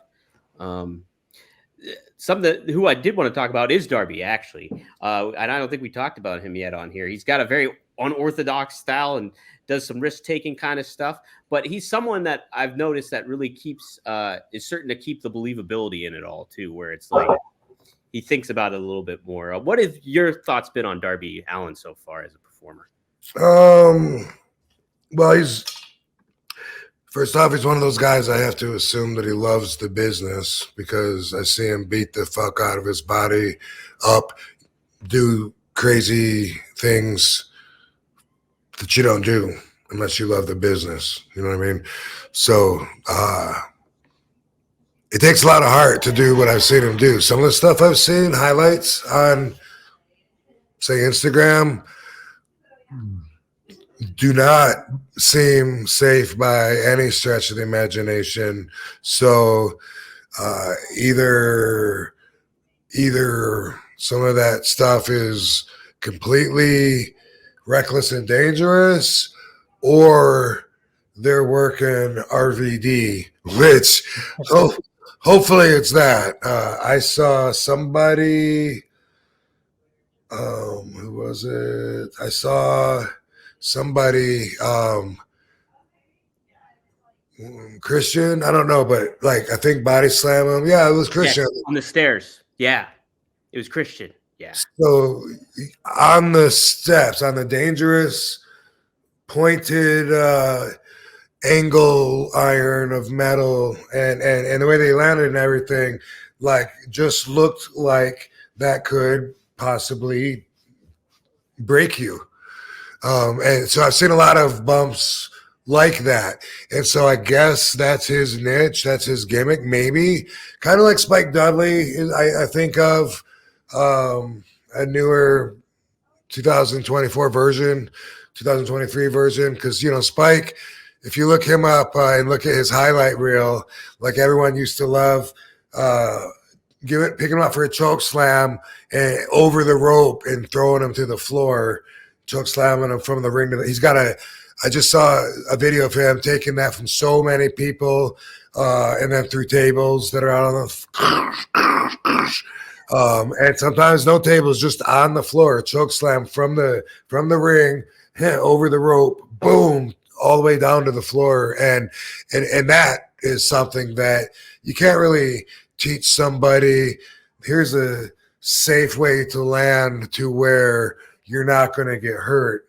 You know what I mean? All you can do is, if you have enough experience, to try to distribute your weight as opposed to getting your elbows or knees or ankles where you don't want them, through enough experience, then you can like hope for the best. That's going to hurt like hell either way and might do some damage. Doing this on the steps, bro, how's that not going to do some damage? Right. I don't know. If he truly isn't hurt after stuff like that, then the great job. I'm a mark, because I look at that stuff and I'm like, man, if this, it's entertaining because I'm popping at it, but at the same time, I feel for the kid, and I think, how long can he do that? Right. I like him just as a persona, and like what he kind of does, and I think his pairing with Sting like elevated him. And it's just like a lot of that stuff you can be selective at when you pick and choose to do those kind of moments, but I would make them very selective, and like just to preserve your body and to just be able to elongate your career, so to speak, you know?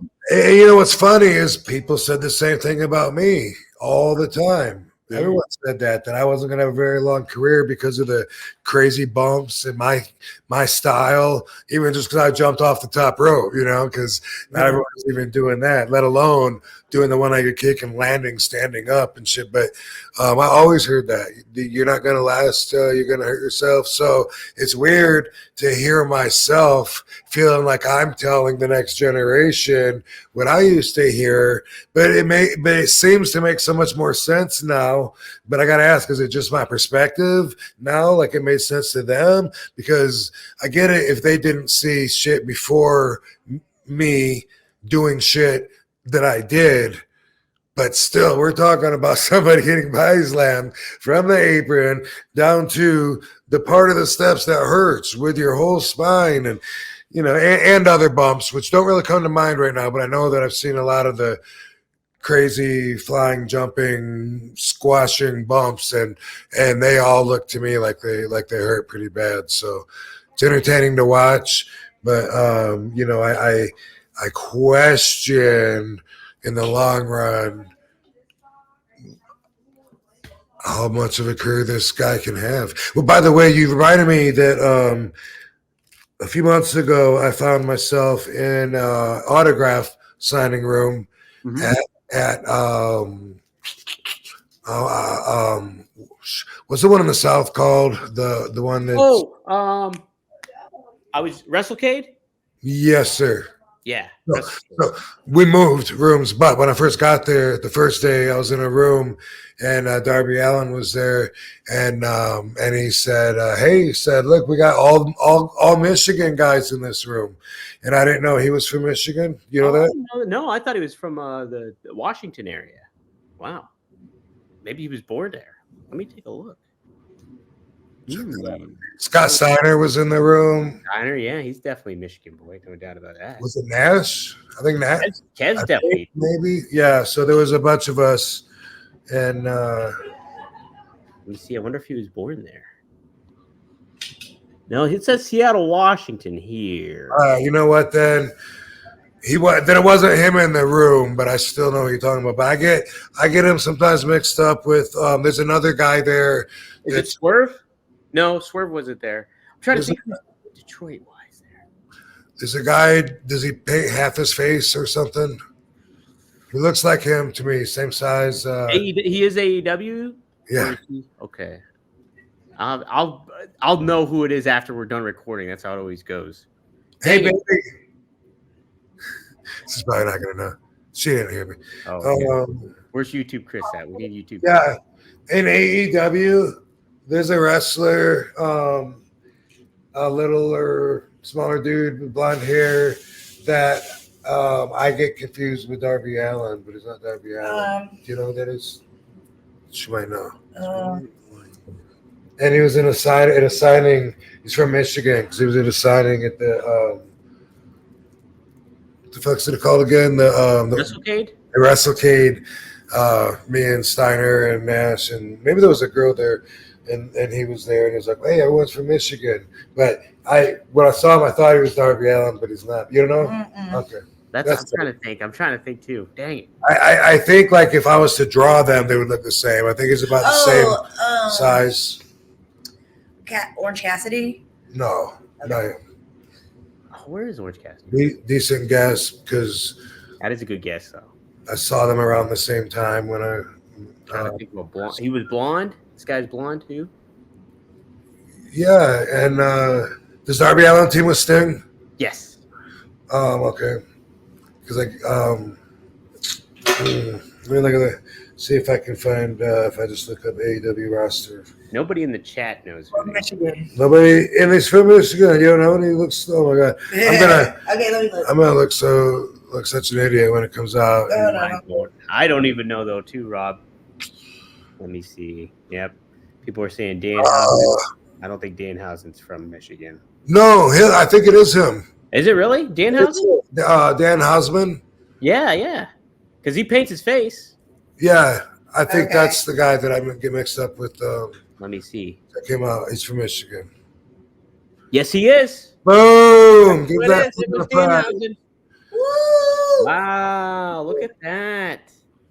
Give that dude. Who would I credit that for? Somebody mentioned it in the chat here. Who was it? V. Just simply V. Danhausen. He's originally from Michigan and is also an AEW with face paint. He nailed it. Wow, what a team we could send prizes. That would be cool, right?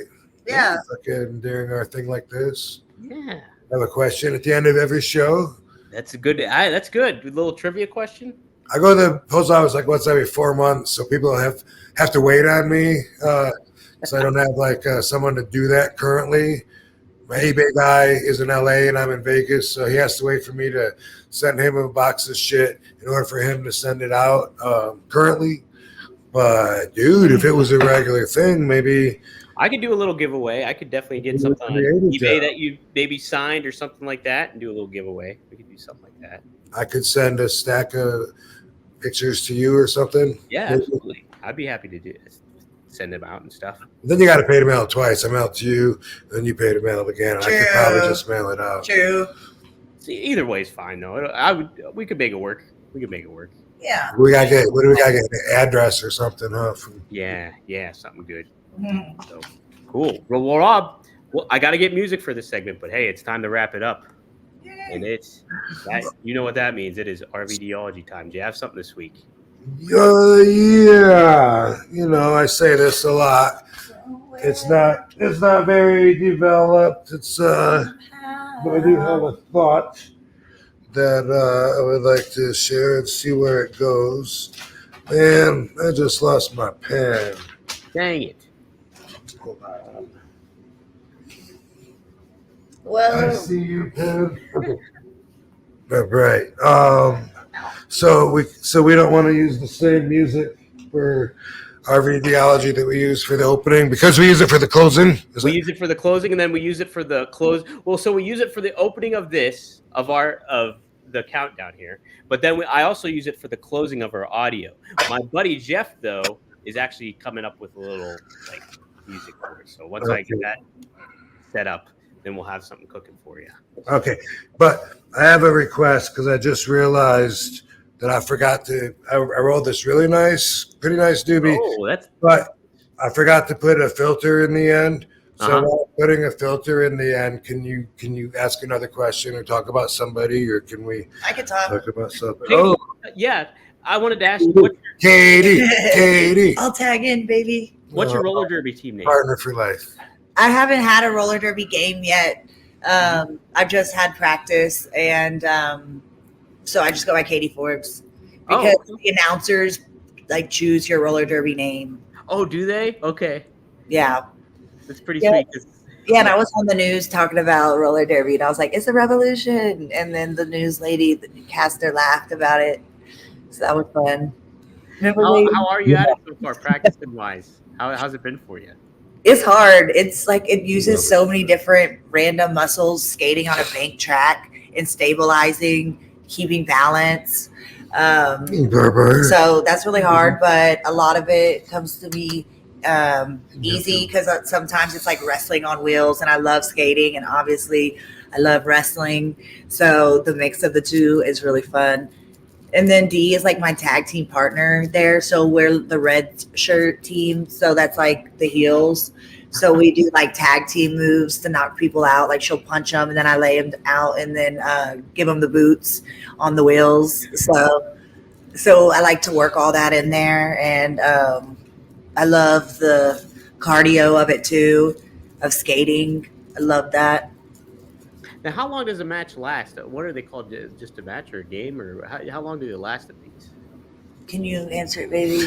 I don't really know what so they gotta pay. I think they gotta go so many laps or whatever, and they gotta you got like there's goals of passing certain players, while they're doing laps, and then other players will defend that person that they're trying to pass and not try to let them pass and shit. So I don't think it's as much. I don't know. Is it a time on the clock kind of thing, or is it more just like yeah, maybe it is a time on the clock. Yeah, we have a clock. You got like a halftime, yeah, and then the bell will ring type thing. Do you know how long the timer is set for? Mm-hmm. But it's probably in the quarters. I don't know. I'm still trying to do everything with balance. I like how you didn't commit to that. Good job. She does that to me all the time. Like she'll try to say things that I didn't say and expect me to agree with it, and like I just did there where I said, you know how much time it is? She goes, no, and I said, oh, probably quarters. So like that's something she would normally do to me, expecting me to be like, but I don't know. I'm not going to commit to that answer because once I've said it, it came out of my mouth, and I'm the news source. Yeah, and I honor my word. I respect my word, so I'm not going to commit to something I don't know about. Right. Right. I like that. Things. Well, cool, Katie. What else do you have going on, too, coming up? Anything else special? Oh, we're going to Hawaii soon. Ooh, nice. Yeah. Ooh, that's really sweet. Honeymoon. We're going to do water sports, parasailing, jet skis, snorkeling, maybe. Ooh. Where in Hawaii would you guys hit? To Waikiki, yeah, the touristy part is where we're gonna go. Whoa. Yeah. But all right. Anyway, dude. Any more, baby, that you want to tell them? No, about No. you. Well, y'all go follow me. Hey, y'all fans. Yeah. Follow me. Tell them where to follow you. Instagram, it's Katie Forbes, the number 4 real. And Twitter is the THE Katie Forbes. I'll put it in the chat here too. Yay. Wait a minute, In the chat, 1 second. Uh-oh. What I do here. All No right. way. Yeah. No how. Look how big my head is next to yours. Your head is like. That's because I'm farther back. All right. So, I hope everybody enjoyed the show. Before we leave for the week, and see you next week, I'm going to drop a couple words to you about boundaries. It's a good subject.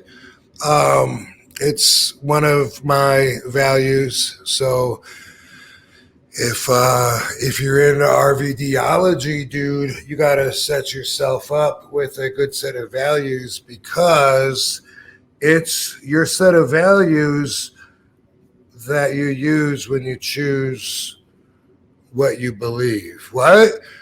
Think about it.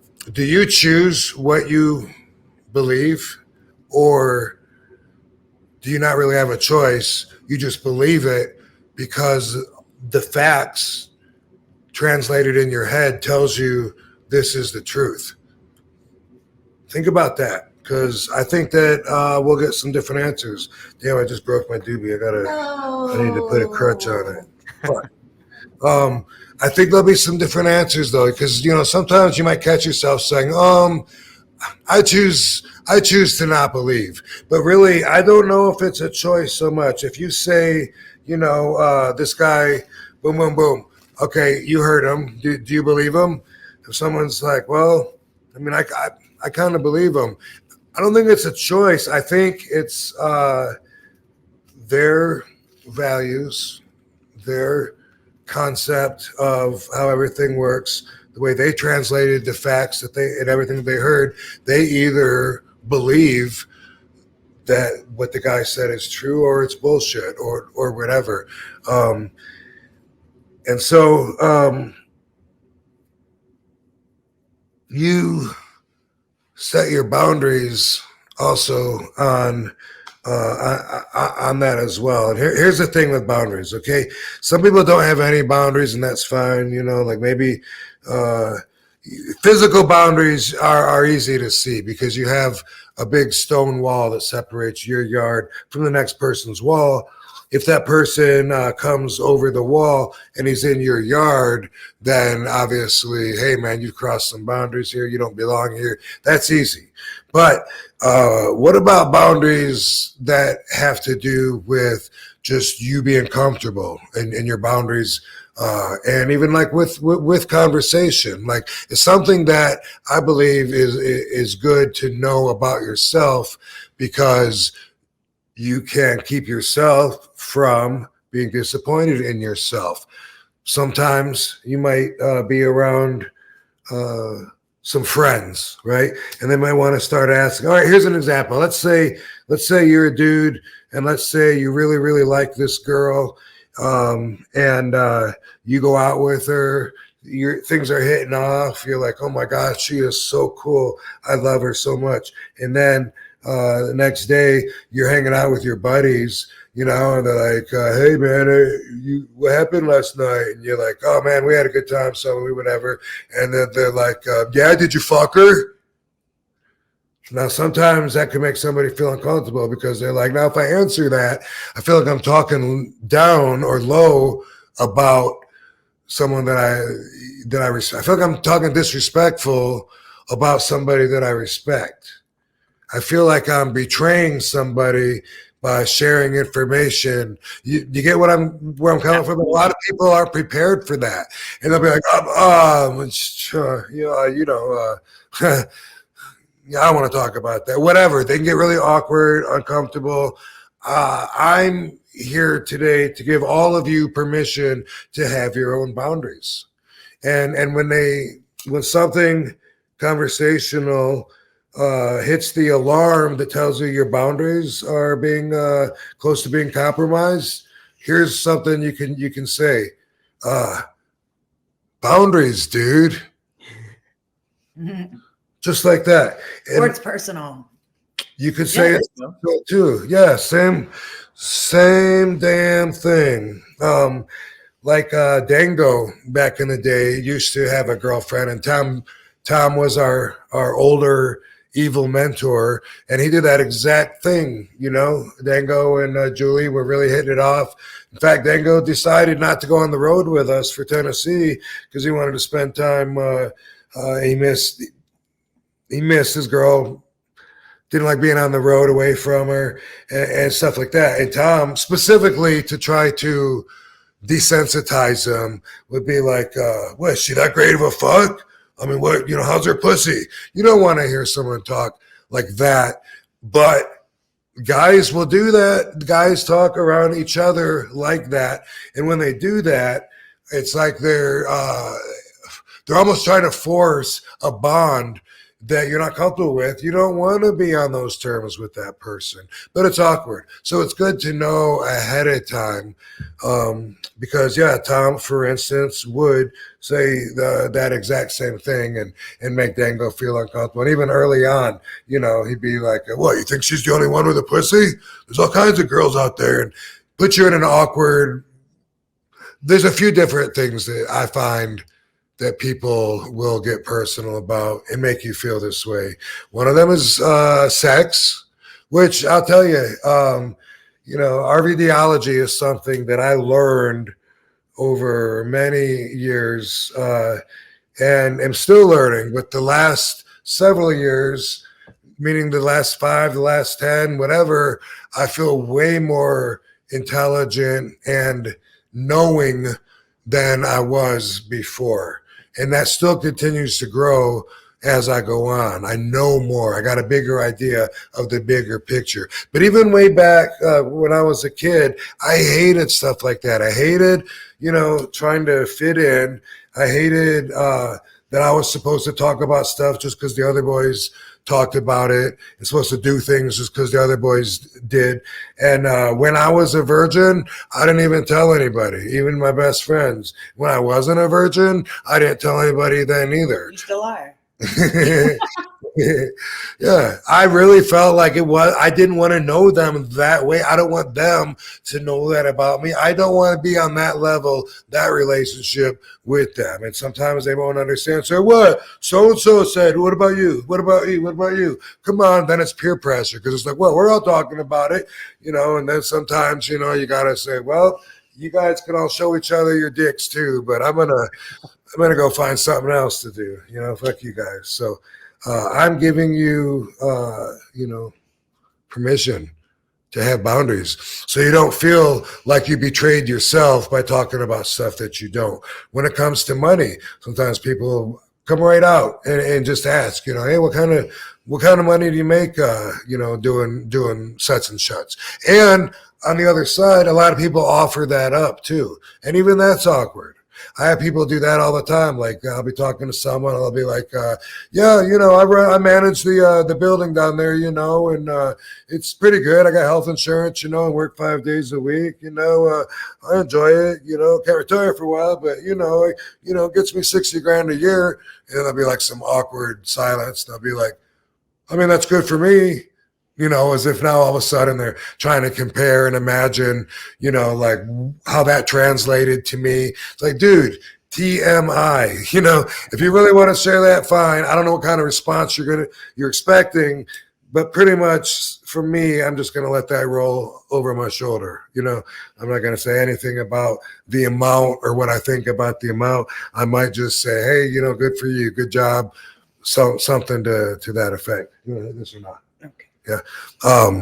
So there's money and there's sex, and sometimes your boundaries are written out for you. Like say you're in the mafia, right? Well, those guys come first. You're not allowed to have anything too personal for your peers there. And that's called omerta. That's their secret code.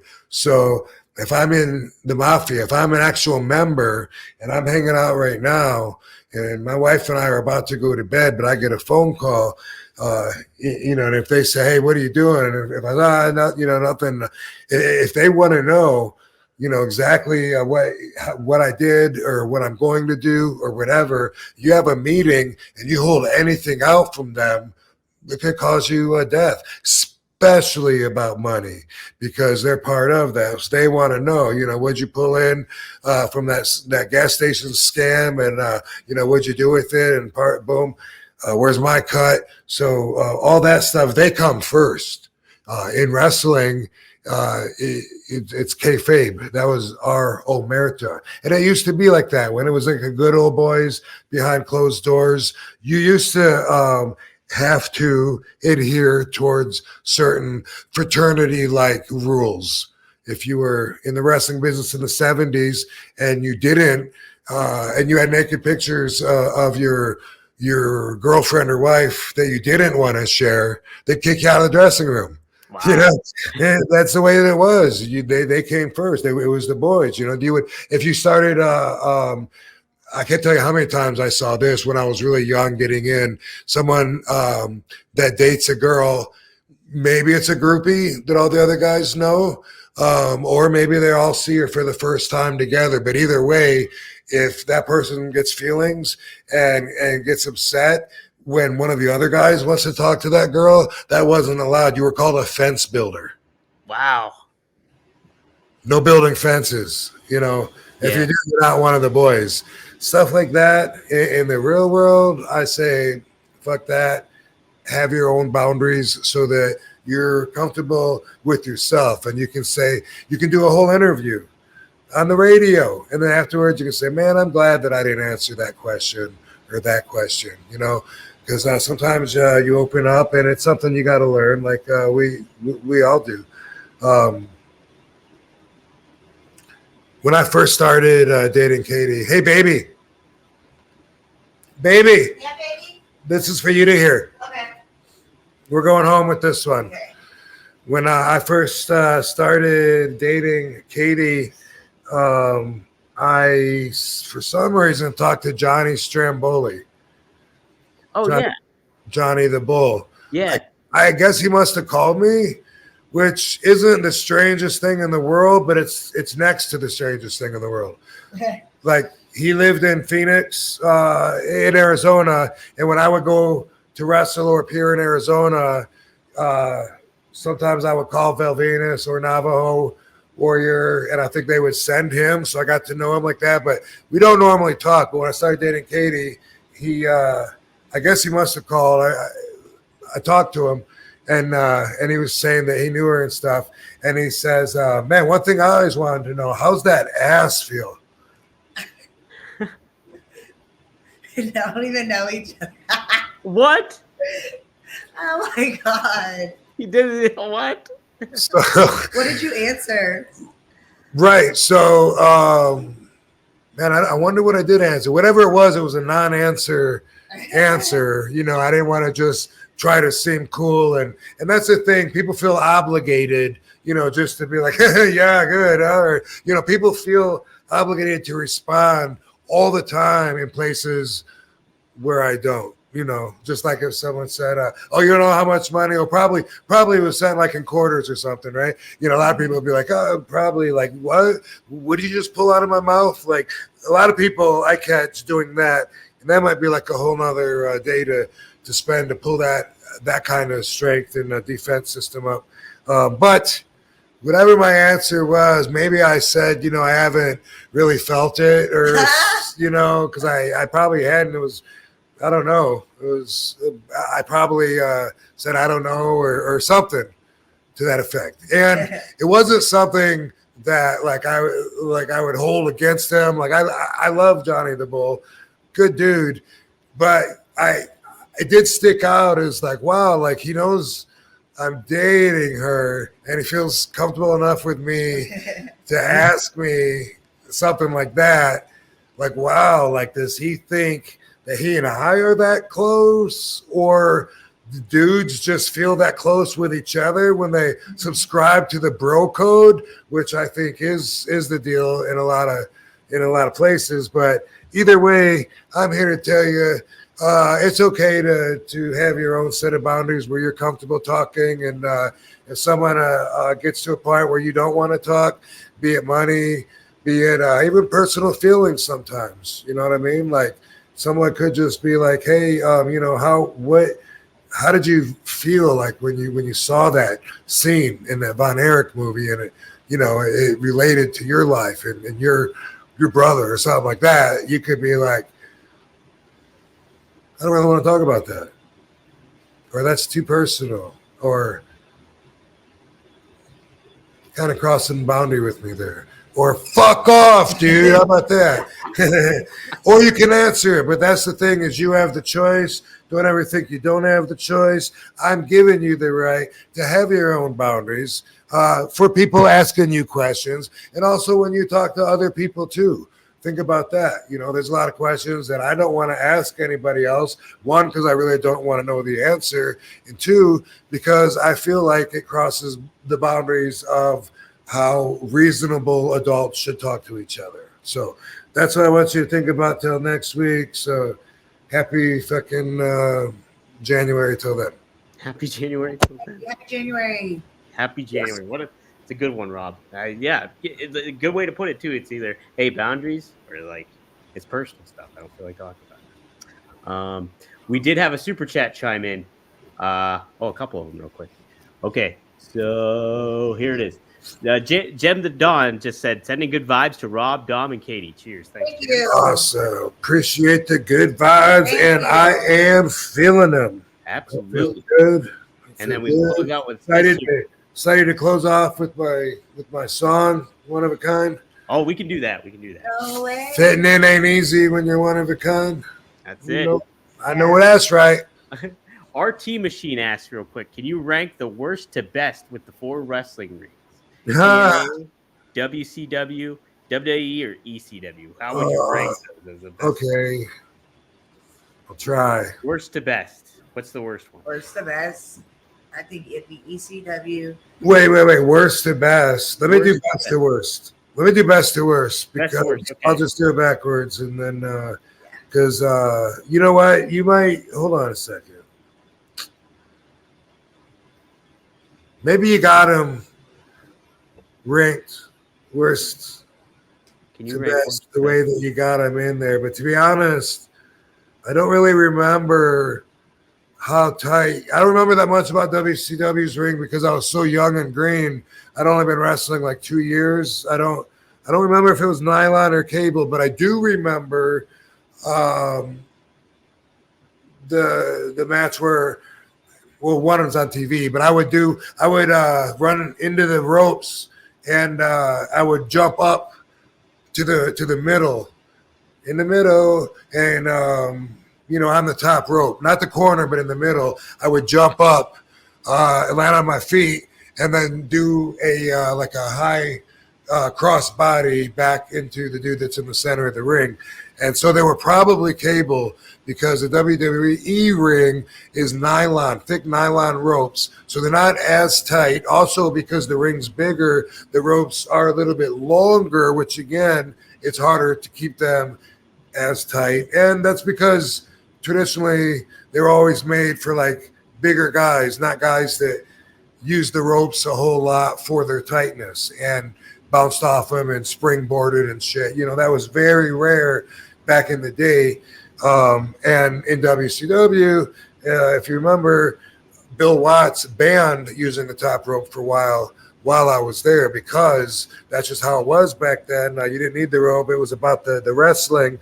And so I think you might have them ranked there the way that you have them in choice. I'm going to say maybe TNA, then WWE, then WCW, then ECW. My favorite ring ever.